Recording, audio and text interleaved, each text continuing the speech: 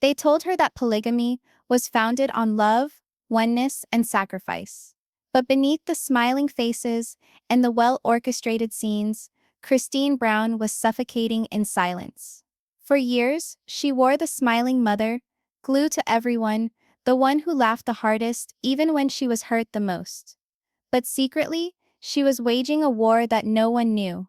A war against prejudice, against betrayal, against the hurtful realization that in her own marriage, she was invisible.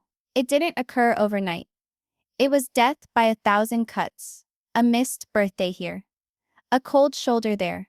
A husband's attention that gradually slid in another direction.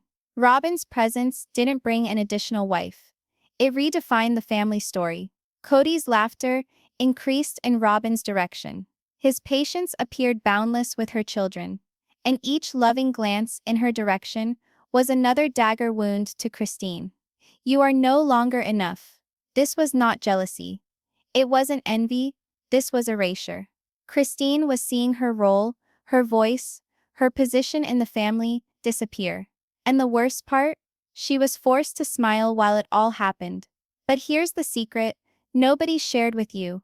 Christine didn't go because of one argument. She didn't leave because of one hurtful word. No, her departure was conceived out of years of silent torment, small betrayals, and one crushing moment that altered everything. And if you believe her departure was spontaneous, wait till you hear the reality of what truly pushed her away.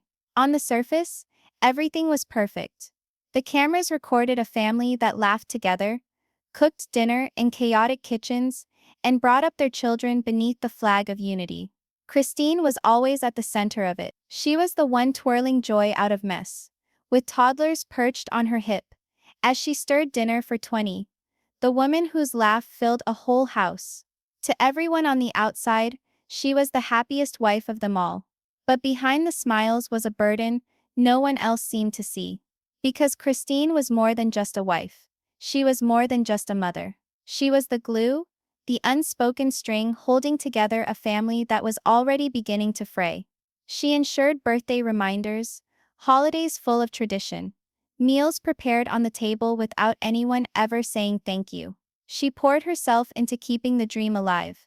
And yet, every time she glances across the room, her heart drops. Because no matter how much she worked, she felt herself being replaced. The introduction of Robyn tipped the scales in ways Christine had not envisioned. Suddenly, the moments that had been hers once before, small smiles, quiet conversations, the security of a husband's nearness, were no longer assured. Cody's focus wandered almost of its own accord to Robyn, as if drawn by magnetism. He stayed close to her side, gentled his tone with her, laughed more readily in her company. And though the world perceived this as merely one more wife entering the fray, Christine could feel the reality in her bones. She was being phased out. She attempted to ignore it at first. She rationalized that this is how plural marriage was. She reminded herself that sacrifices were involved in the covenant she had entered. Sacrifice, however, is only noble if it is shared. And as months became weeks, Christine came to realize that she was the one sacrificing. Silencing turned her voice smaller, making her presence less felt, and diminishing her joy. But she never stopped smiling. That was the way Christine was. Even as she set aside the hurt of being ignored, she stood before the cameras and gave them laughter.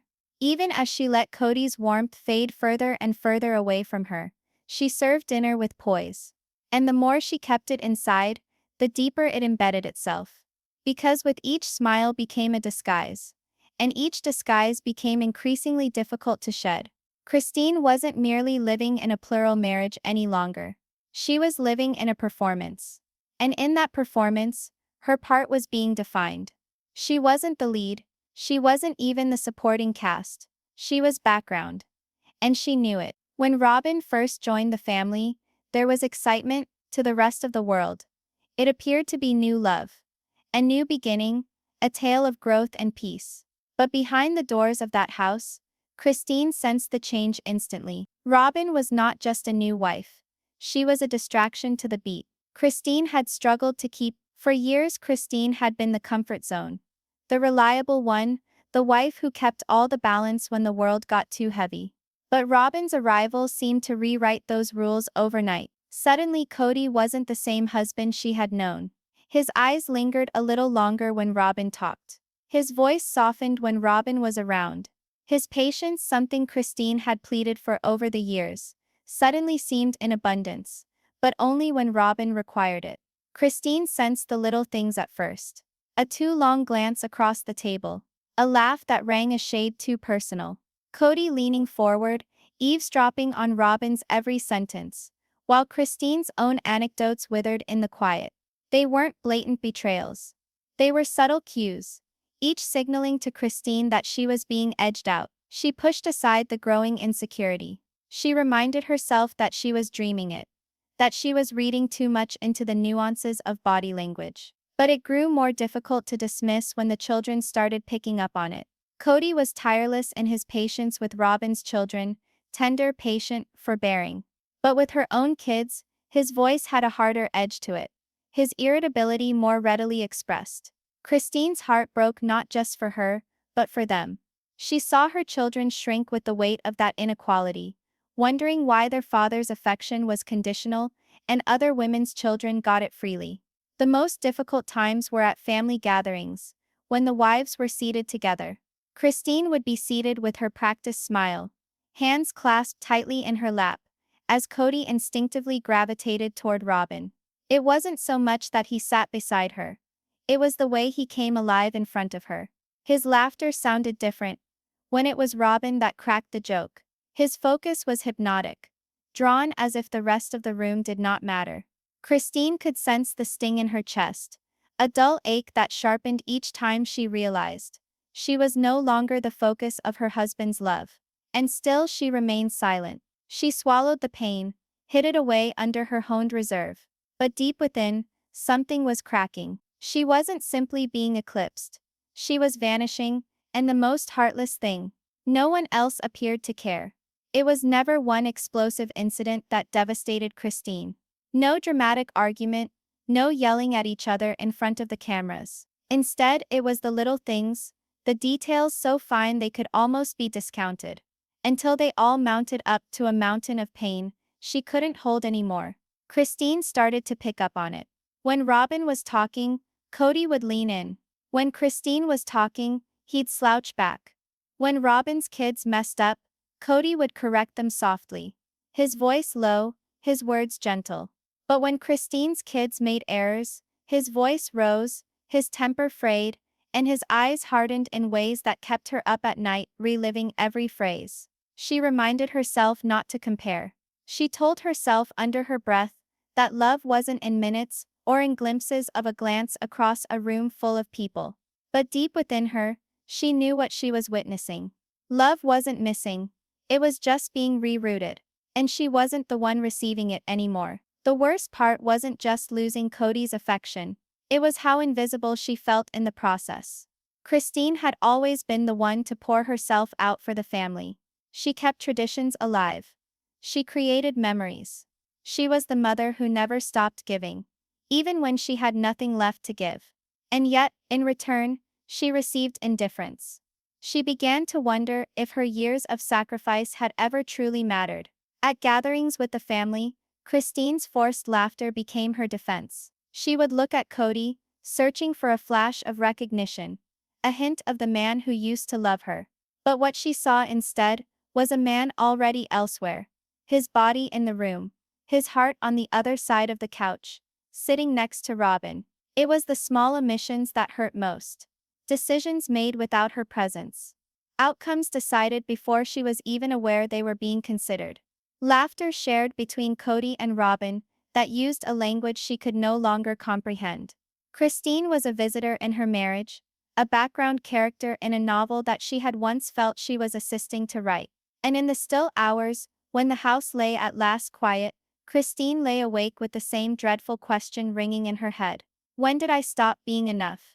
She didn't know exactly when it had happened, but she could sense its heavy form in every silence, every sidelong glance, not aimed her way, every laugh she no longer belonged to. Slowly, agonizingly, she became aware this was not mere neglect. It was erasure. And erasure hurts the most when you are still standing there, watching yourself vanish. Christine. Quote's breaking point didn't come in a storm. It came in whispers, in silences that became louder than any argument ever could. She had tried for years to cling, reassuring herself that if she just gave a bit more, if she remained patient, if she could just continue believing in the vision of plural marriage, things would level out again. But incrementally, the reality unfolded in moments so unremarkable they nearly passed unobserved. There were birthdays where Cody didn't appear, or worse, where he did, but was distant, his thoughts obviously elsewhere. There were holidays where Christine attempted to make magic for the kids, stringing together holiday with food and laughter, while Cody would escape to visit Robyn. And then there were the nights, long foreboding nights, when Christine lay alone, gazing at the ceiling, aware that she wasn't waiting for her husband anymore. She was waiting for someone who wasn't arriving. Perhaps the most crushing revelation was not that of anger, but of indifference.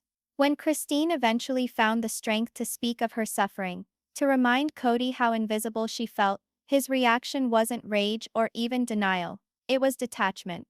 He told her matter-of-factly that he didn't find her attractive anymore, that sex was no longer something he wanted to have with her. The words hurt more than any fight ever could. Because anger can be negotiated. But apathy is nothing to grip. In that moment, Christine knew she wasn't merely unloved. She was unwanted. And in the silence that followed, something within her changed. She started to look at the marriage for what it had become. Not a covenant, not a partnership, not even companionship. It was a performance. A set of roles they enacted for the children, for the cameras, for the show that polygamy could function if everyone just gave enough up. But Christine had given until she had nothing left. Her turning point wasn't the fact that Cody picked Robyn. It wasn't even favoritism, although that was a hurtful one.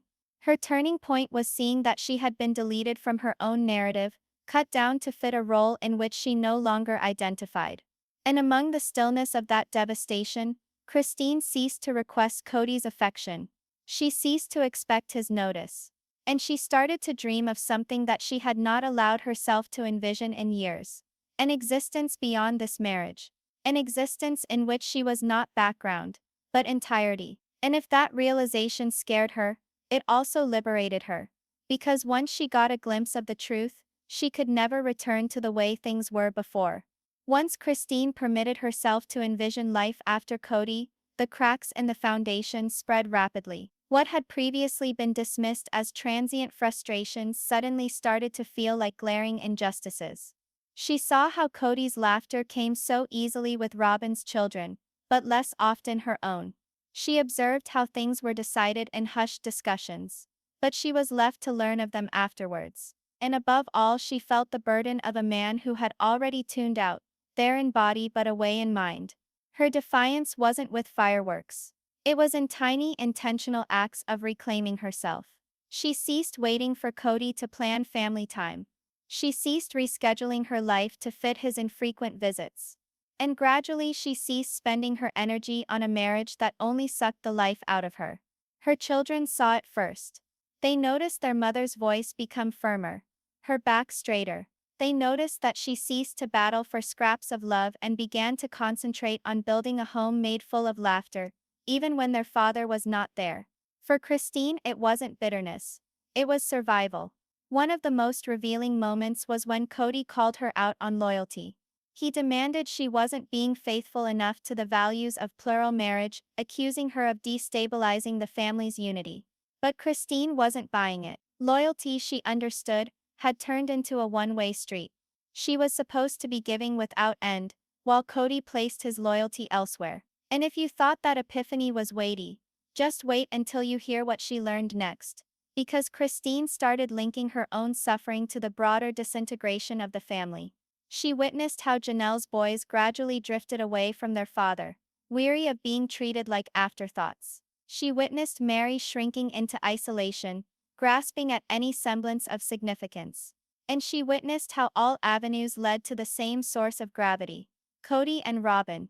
The family that had originally thrived on sacrificial love and unity, now had one queen and one king, and everyone else scrambling for scraps.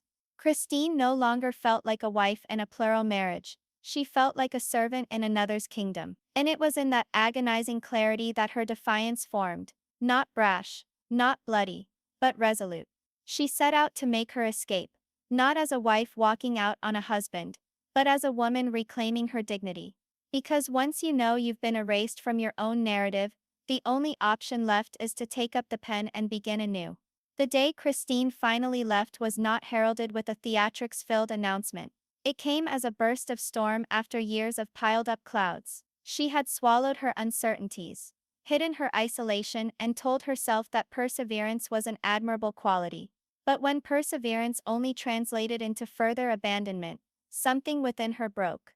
It was one of those run-of-the-mill days, the sort that doesn't seem to be a turning point until you look back. Cody had stopped by, arms crossed, face set in that now nationally recognized mask of frustration. He wasn't there to connect, but to lecture, to remind Christine of her shortcomings, her betrayal, her failure to obey his rules.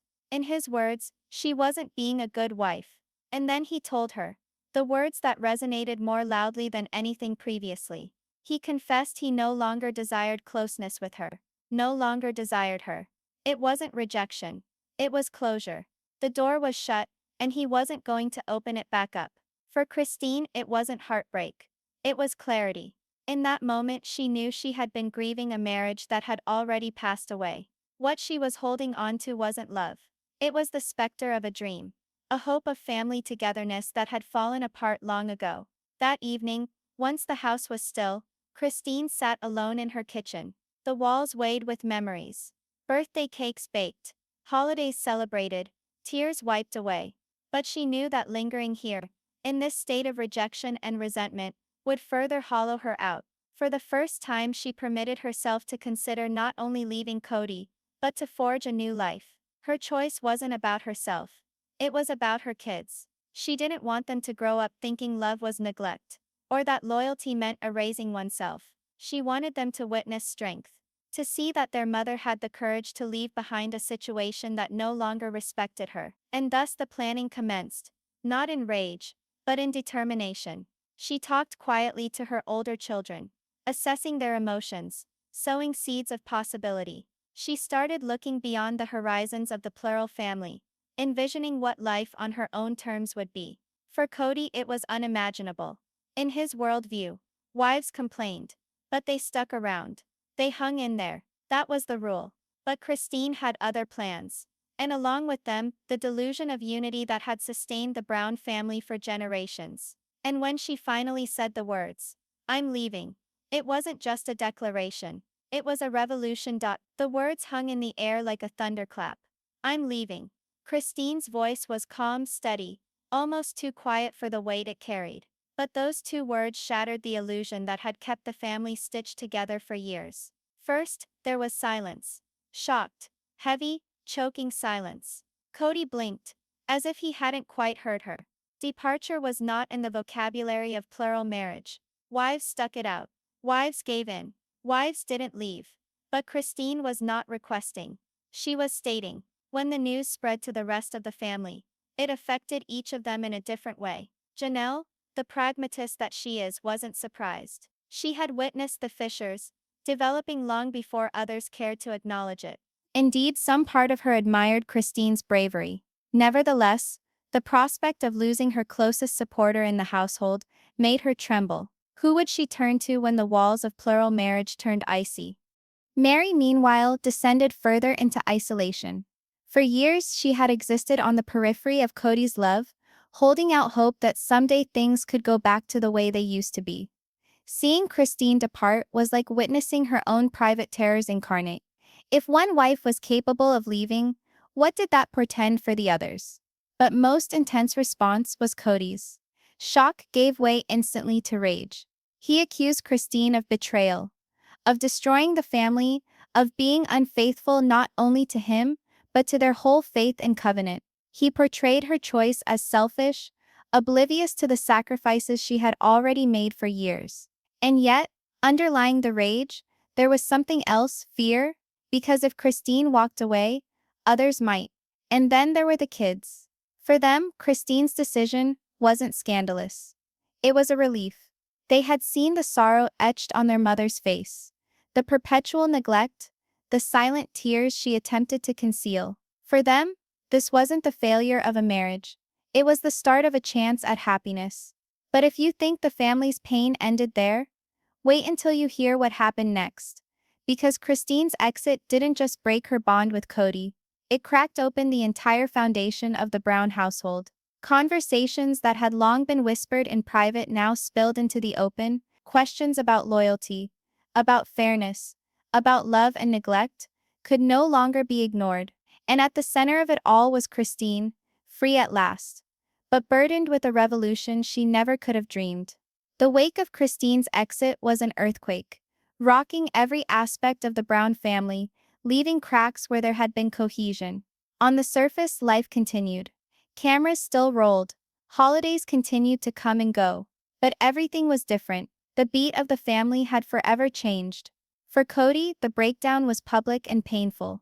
He attempted to present himself as strong, claiming that Christine had broken her vows, that she had betrayed him as much as the very principle of plural marriage. He spoke of her as if she had left her religion, as if she had opted for selfishness rather than sacrifice. But beneath that rage was something more difficult to conceal: bruised pride. To a man who had founded his identity on leadership, the notion that one of his wives might up and leave was a slap in the face to his authority. His cracks of confidence seeped through in small things. His booming, commanding voice became sharper and more defensive. His confident posture had taken on the bristling edge of a man who was always ready for the next blow. And perhaps most revealing of all, his ire frequently turned on the children. Some of them had come out in favor of their mother, and Cody took that as betrayal. Rather than introspection, he doubled up on control. Janelle was caught in the middle of an impossible storm.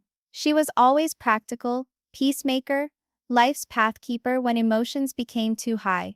But now that Christine was gone, Janelle discovered that she was no longer just a quiet ally. She was now being compelled to take sides. The more she witnessed Cody's fixation on Robyn's family, the more difficult it was to rally support behind his vision. Mary became more isolated. She used to think that being loyal, however hurting, was the greatest demonstration of faith. But Christine's courageous decision lit a shadow of doubt within her. If loyalty contributed to more solitude, was it worth it? But in contrast to Christine, she could not muster the same courage to depart. She stayed, stuck between resentment and hope, still in her silence. And then Robyn, the wife in the middle of it all. With Christine absent, Robyn's role was only more secure, and also more tenuous. She became Cody's anchor, his sanctuary, the one he relied on for approval. But the more he held on to her, the clearer it became to everyone else that the family was not together. It was broken beyond redemption. And if you thought Christine's leaving concluded the tale, wait until you hear what it fueled next. Because when one wife could leave, the question hung over every corner of the home: who was next? Janelle had been the stable one, the reserved architect, who held the family together when feelings wanted to rip it in two for years. She balanced checkbooks, coordinated schedules, and kept the home from crumbling under its own disarray. Christine may have been the heart, but Janelle was the backbone. However, once Christine left, something within Janelle started to alter. She attempted at first to stay neutral. She reminded herself that Christine had made her choice, that she didn't have to let it alter the way she lived her marriage. But neutrality has a way of wearing thin when the truth is in your face. With Christine away, the imbalance could not be denied. Cody's favoritism wasn't just talked about in hushed tones, it was paraded around for all to witness. He spent his days and nights with Robyn, investing his energy in her home, while Janelle's kids witnessed their father slip further and further away. Holidays became unequal events, with Robyn's children being given not only presents, but time, attention, and presence. Things Janelle's kids pined for, but were rarely given. Janelle saw it most in the eyes of her boys. They had tired of waiting for their father to arrive, tired of excuses, tired of broken promises. When they asked Cody why he was gone, his response was not shame, but fury. He blamed them for disrespect, for betrayal, for making their hurt a sin they owed an apology for. And that was Janelle's breaking point.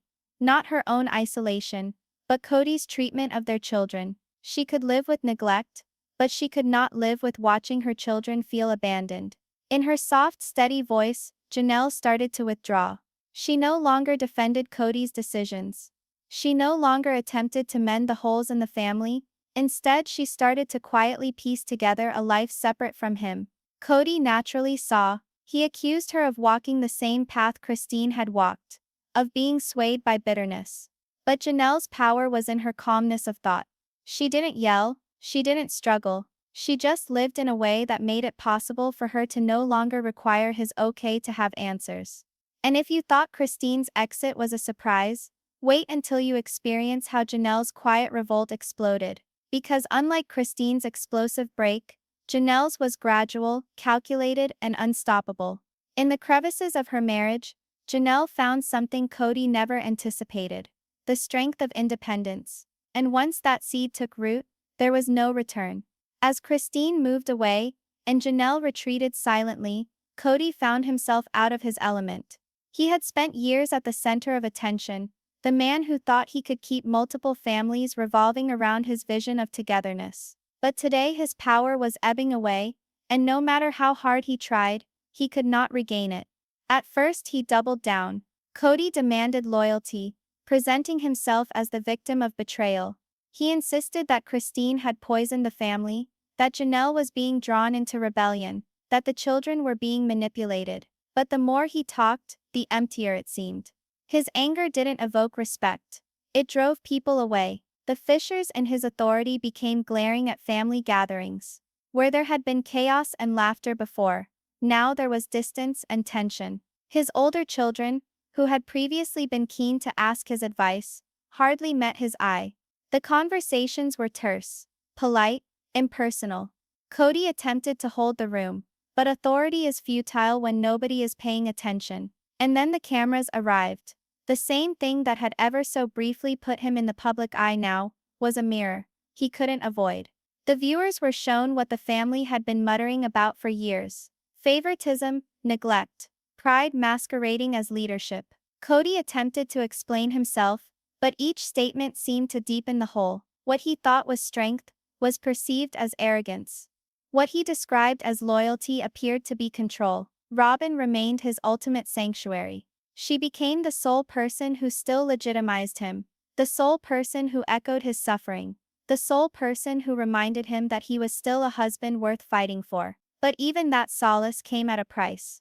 The more he held on to Robyn, the more obvious it became to everyone else that this was no longer a plural marriage. It was one marriage artificially attired in the shreds of what used to be a family. And if you believe that realization hurt only the wives, consider the children. They had been raised to believe in a vision of oneness, of equity, of a father who would love them equally. Now, they realized that they were gazing upon a man imbued with bitterness, struggling more to guard his ego than to guard his bonds. Its downfall wasn't dramatic initially. It was gradual, almost imperceptible. But bit by bit, Cody's empire was crumbling. And the man who had once bragged of creating a kingdom of love stood alone amidst the ruins. Angry, combative, and more alone than ever before. Cody quotes, "Life had been a silent war, and in its midst was Robyn, the sole anchor in a tempest that had swept away all others." She was no longer simply a sister wife. She was the guardian of his realm, the only friend to whom he could turn for sanction of the vision he had created from years of secrets, compromises, and coercion. Every look she bestowed upon him, every nod of approval, reinforced the delicate scaffolding he clung to. And yet, even that scaffolding was beginning to erode. The children who had once unquestioningly obeyed now dawdled. The older boys, now old enough to notice the contradictions, would not blindly follow. Their shining eyes, once full of worship, now registered confusion, disappointment, and a touch of fear. Cody did not view it the same way. He understood hesitation as betrayal, and every minor act of self-direction was a personal affront to the kingdom he had fought to preserve. Robyn, cognizant of the fine line, became the strategist. She brokered conversations, smoothed out arguments, and if needed, protected Cody from reality he refused to acknowledge. She was the voice of reason in a home that had for so long been a stage of tension, but the mere act of shielding him permitted influence to expand. The dynamic was subtle but deep. Cody was still the king in name, but Robyn was now the queen who wrote the script. And if you believe the imbalance of power only resonated with the adults, consider the children. Solomon and Ariella, who were born into this meticulously constructed hierarchy, internalized the climate quietly. They saw their father's anger burst and subside, heard hints of favoritism, and witnessed their mother's deliberate manipulation. Their world was being shaped through secrecy and allegiance, learning lessons in manipulation before they even knew what fairness was. Beyond the mansion walls, the rest of the world was witnessing it all. The cameras that had previously worshipped the family now recorded subtle cracks, nervous glances of unease, whispered arguments, and the gradual acknowledgement that the perfect plural family was an edited fantasy. Cody's battle to keep control in the face of the tidal wave of truth became a film unto itself, an examination of obsession, pride, and what happens when one keeps secrets for too long. And in that silence, as Robyn whispered reassurances and the children quietly watched, Cody's isolation grew. He had constructed a life on appearances, loyalty, devotion, but loyalty demanded, appearances stage managed, and devotion manipulated, were tenuous things. One misstep, one question too prescient, could tear it all asunder. And perhaps for the first time, he experienced the pressure of the truth against the walls he had so carefully constructed. The cracks in Cody's skillfully built empire were no longer concealed. The kids who had quietly soaked up the tension for years started to speak in indirect ways, their whispers bearing the burden of stored hurt. Small things. A query asked too bluntly. A refusal to genuflect before unstated rules. An eye that lingered too long. Became tremors that shook the ground he had believed firm. Each of them had the reverberation of years of special treatment, neglect, and unseen hierarchies. Gabriel and Garrison, whose very job was once to want to please, found themselves in a peculiar place now, standing up, questioning, setting boundaries. Cody perceived defiance, where there was a need to understand. Each encounter was a personal assault. Each moment of separation from his son's treason. He couldn't balance the affection he had for Dayton with the detachment he kept from the boys who were his blood. And as he wrestled, the children sensed it. The inequality, the manipulation, the decisions that had formed their lives without permission. Robyn, always the composed controller, saw the change as well. She had long been a master of directing Cody's anger and keeping things together within the family. But even she couldn't keep the rest bottled up. The insidious pecking order that had guarded their hidden existence now came under the gaze of those it excluded. The older children, with maturity and with perception, started questioning not only their father, but the system itself that had governed their childhood. And in those peaceful moments, the younger ones, Solomon, Ariella, and even Dayton, saw the tension without grasping it. They watched, absorbed, and internalized, learning lessons about power, favoritism, and control before they even knew the words for them. Each meticulously edited moment on film concealed the nuance of emotions behind closed doors, where resentment, fear, and yearning for fairness simmered unobtrusively, waiting for fissures to show. The house, which was a symbol of family harmony, had now come to feel like a gilded cage. Every corridor resonated with stifled frustration. Every room contained a memory colored with guilt, pride, or grief. The cameras caught smiles, laughter, and posed family moments. But behind the scenes, the emotional landscape was a maze of tension and unspoken realities. And if you believe the tale ends with silent discontent, remember this: these children grow, learn, and start to develop their own sense of the world. The same environment that formed them is now germinating the seeds of rebellion. The knowledge that loyalty can be bought and love is conditional. The setting is primed for conflict, discovery, and the unmasking of a narrative that was never as black and white as it seemed. And now, finally, the last curtain goes up on the life Cody and Robyn painstakingly constructed. What was once a seemingly happy blended family seems now to be a house of cards, shaking in the face of years of secrets, nepotism, and deliberate manipulation. The truth, long concealed behind carefully cut episodes and public smiles, is spilling into reality. All the lies, all the betrayals, all the silent moments of abandonment are finally insisting on recognition. Christine, Janelle, Mary, each of them bore her own invisible wounds. But the children suffered the deepest scars. They resided in a home where love was conditional, where acceptance was gauged by compliance, and where the pecking order of the household was inscribed not in law but in the understood dictate of whose company was most important. And for Dayton, the favored one, life was golden and sheltered, a reminder to everyone else that favoritism wasn't subtle. It was the law. The older kids, Gabriel, Garrison, Logan, and Hunter, are weighed down with a combination of heartache and strength. They must live in a world where their father's love is conditional, and where they are challenged in their allegiance on a daily basis. Each slight, each disdainful look, each hurtful word from Cody has left an imprint, but it has also shown them a painful lesson: earned love through manipulation is no love at all. And Robyn, forever the queen of this clandestine realm, stands at the forefront, her success predicated on cover,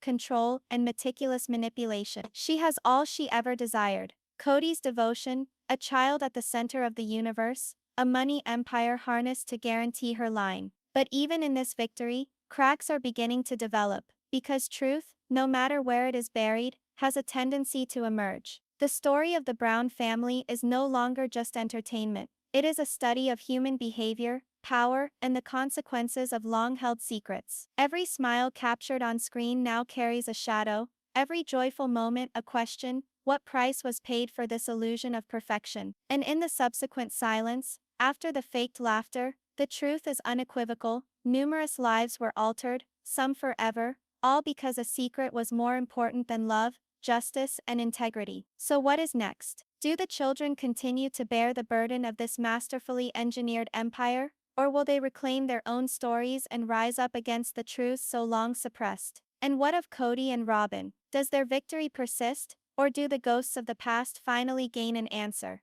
The cameras may have rolled last year, but the tale is only beginning. And within that silence, the greatest question of all looms: when the secrets are finally out, will love endure, or will the shadows of betrayal haunt this family forevermore? As the dust settles and the cameras have long packed up, the far-reaching fallout of the Brown family saga becomes impossible to deny. The effect on the children, the 13 who were nudged to the fringes, is only just now beginning to make itself known. They exist with a double reality, one in which they were physically surrounded by their father, yet emotionally abandoned, and the other in which their earlier memories of safety and trust have been revised by favoritism and neglect. Each milestone: birthdays, graduations, first jobs, bears an undertone of what was lacking: recognition, affection, a sense of belonging. Dayton, the target of all this emotional turmoil, has been carefully schooled to be the family jewel, but the burden of such never-ending scrutiny is not without price. While he is given the affection,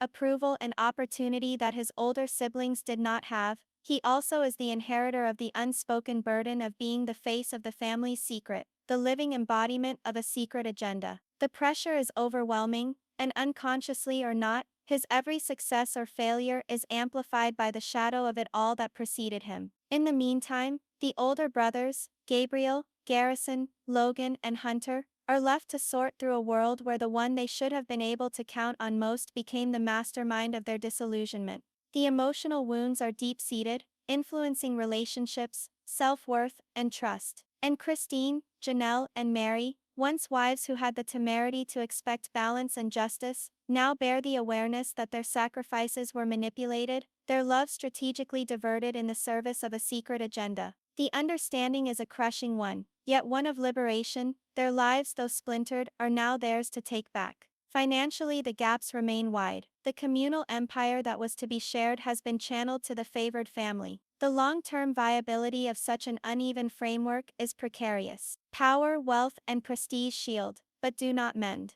The question remains: will Cody and Robyn's immaculately constructed kingdom survive the bound-to-happen revelation of reality, or will it collapse under its own weight? And maybe the most chilling truth of all is this: the psychological and emotional footprint of favoritism, secrecy, and manipulation doesn't disappear when wives leave or years pass. It echoes through generations, shaping the next act of every child's life in ways that cannot be erased. Thus, as we look back on the coming and going of the Brown family empire, one thing lingers, resonating within the emptiness of vacant rooms and broken hearts. Once the ultimate truth is fully uncovered, Can the bonds that hold a family together ever heal fully, or will the specter of betrayal forever darken their tale? And here we reach the last act. The moment when the entire weight of it all comes into focus. The house is still. The camera's off, but the remnants of 2 decades of secrecy, favoritism, and manipulation remain like specters in every room. Cody and Robyn sit at the eye of the storm they have brewed, amidst luxury, power, and control. But what is wealth? What is power, if the individuals you were to love most are no longer around? The kids who previously were dependent on their dad for direction and protection now go through life without him, bearing wounds that will define them for the rest of their lives. The older brothers, Gabriel, Garrison, Logan, Hunter, have experienced betrayal so intimate that it can't be explained, only apprehended through thought and grief. Each birthday neglected, each compliment withheld, each instance where love was exchanged for fixation on one favored child leaves its bruise. The wounds are not visible, but they inform who they are, who they will be, and how they interact with the world. At the same time, Dayton and Robyn's closest friends exist in a life of privilege, a life of gilded cage constructed upon selective curation, safeguarding, and concealment. Their world is one of plenty, but also one of expectation, with every accomplishment that is measured against an unseen narrative that has defined their family since day one. Even happiness is paid for,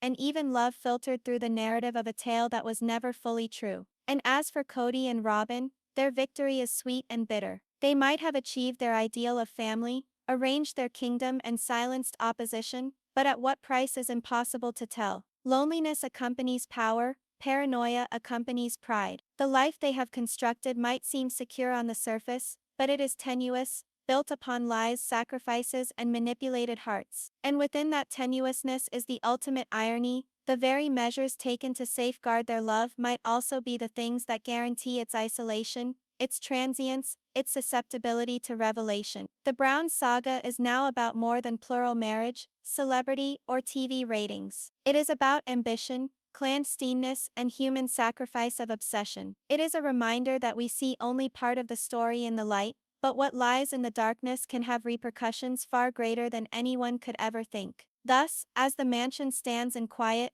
the lights fade, and the family's empire of secrets is intact. Incidentally, for the time being, there is a question that will not be resolved tidily. When power, secrecy, and love intersect, who really wins? And above all, at what expense?